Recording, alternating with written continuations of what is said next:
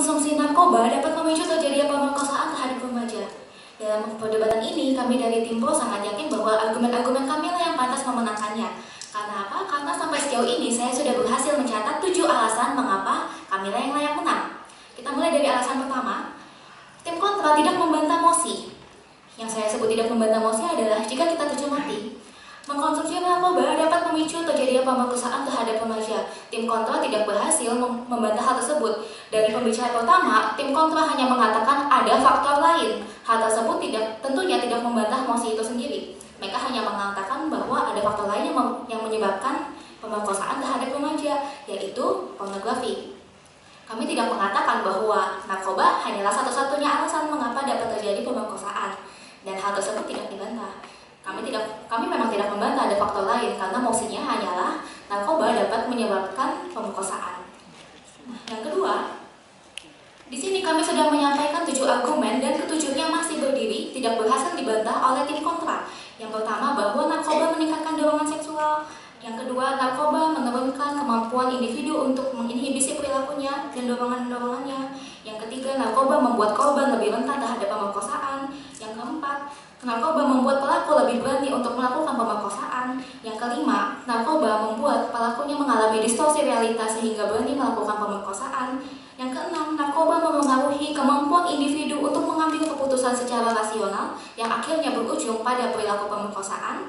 Yang ketujuh, bahwa narkoba dapat menurunkan anxiety pada pelakunya. Ketujuhnya tidak berhasil disanggah oleh tim kontra.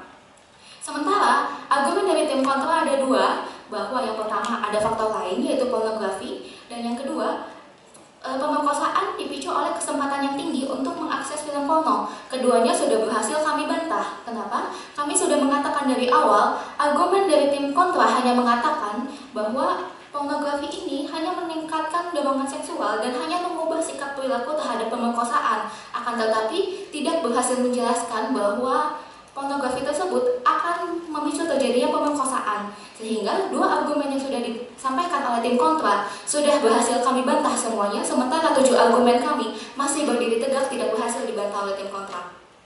Yang ketiga, dari tim kontra sendiri terdapat logika yang loncat. Yang saya maksud dengan logika yang loncat adalah mereka hanya mengatakan pemerkosaan dipicu oleh pornografi, tetapi mereka tidak berhasil menjelaskan dinamika apa yang terjadi pada pelaku pemerkosaan karena pornografi tersebut. Mereka tidak berhasil menjelaskannya, sementara kami dari awal sudah menjelaskan dinamika secara lengkap mengenai pengaruh narkoba terhadap kognitif individu dan lain-lain yang akhirnya berujung pada perilaku pemerkosaan. Lalu, ada juga logika yang timpang dari tim kontra. Mereka mempertanyakan kepada kami, apakah semua pelaku narkoba menggunakan nafza? Kami sebetulnya sudah menjawab dengan penelitian kami bahwa 72-81% pemerkosaan terbukti terjadi dengan melibatkan narkoba. Tentunya 72-81% merupakan angka yang besar walaupun tidak seluruhnya. Nah, di sini kami ingin menanyakan kembali kepada tim kontra, apakah dari tadi kalian sudah berhasil membuktikan bahwa semua pelaku pemerkosaan menonton pornografi? Kalian tidak berhasil membuktikan hal tersebut, maaf.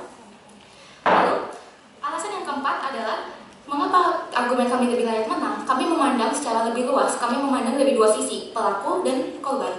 Bahwa narkoba meningkatkan dorongan pada pelaku, dan narkoba membuat korbannya menjadi lebih rentan. Sementara tim kontra hanya memandang satu sisi, yaitu pengaruh pornografi terhadap pelakunya.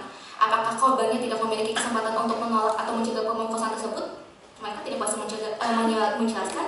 Tapi kami di sini sudah memandang dari 2 sisi, pelaku dan korban, bahwa narkoba juga memengaruhi kesempatan korban untuk menolak pemerkosaan tersebut.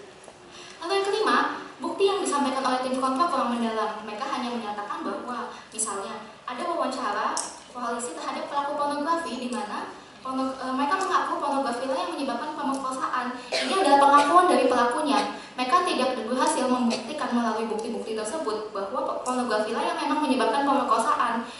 Pengakuan dari pelaku pemerkosaan tersebut bisa saja hanya persepsi mereka, hanya asumsi mereka bahwa mereka melakukan hal tersebut karena pernah menonton film porno. Di sini bukti yang disampaikan oleh tim kontra kurang mendalam.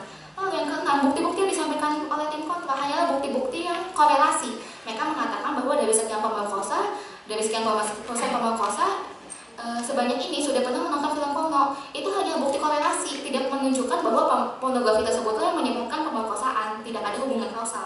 Sementara data-data kami sudah menunjukkan hubungan kausal.